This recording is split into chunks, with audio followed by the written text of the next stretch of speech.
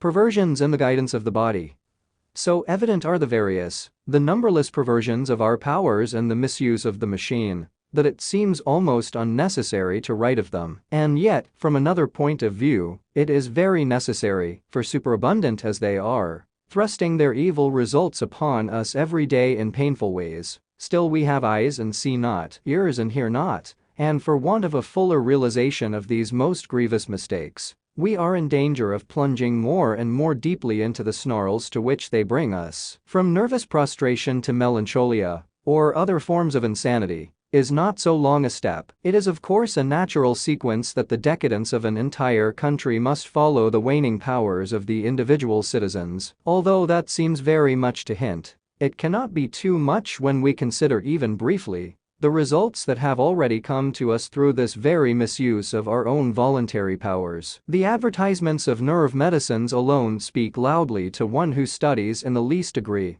the physical tendencies of the nation. Nothing proves better the artificial state of man than the artificial means he uses to try to adjust himself to nature's laws, means which, in most cases, serve to assist him to keep up a little longer the appearance of natural life. For any simulation of that which is natural must sooner or later lead to nothing, or worse than nothing. Even the rest cures, the most simple and harmless of the nerve restorers, serve a mistaken end. Patients go with nerves tired and worn out with misuse, commonly called overwork. Through rest, nature, with the warm, motherly help she is ever ready to bring us, restores the worn body to a normal state. But its owner has not learned to work the machine any better, to drive his horses more naturally, or with a gentler hand. He knows he must take life more easily, but even with a passably good realization of that necessity, he can practice it only to a certain extent, and most occupants of rest cures find themselves driven back more than once for another rest. Nervous disorders, resulting from overwork, are all about us. Extreme nervous prostration is most prevalent. A thoughtful study of the faces around us, and a better understanding of their lives, brings to light many who are living,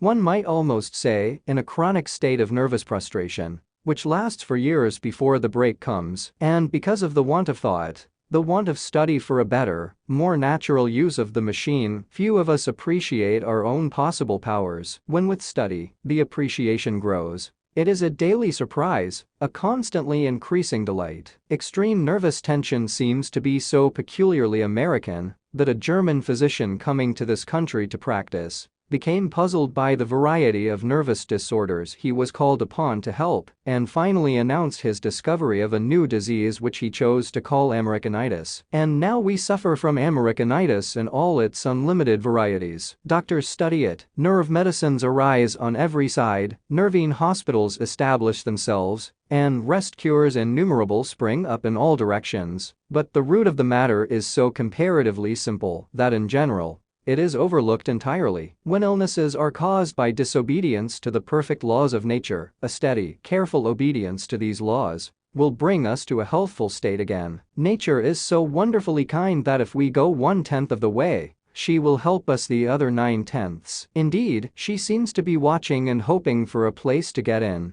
So quickly does she take possession of us, if we do but turn toward her, ever so little. But instead of adopting her simple laws and following quietly her perfect way, we try by every artificial means to gain a rapid transit back to her dominion, and succeed only in getting farther away from her. Where is the use of taking medicines to give us new strength, while at the same time, we are steadily disobeying the very laws from the observance of which alone the strength can come? No medicine can work in a man's body, while the man's habits are constantly counteracting it. More harm than good is done in the end. Where is the use of all the quieting medicines, if we only quiet our nerves in order that we may continue to misuse them without their crying out? They will cry out sooner or later, for nature, who is so quick to help us to the true way of living, loses patience at last. And her punishments are justly severe. Or, we might better say, a law is fixed and immovable, and if we disobey and continue to disobey it,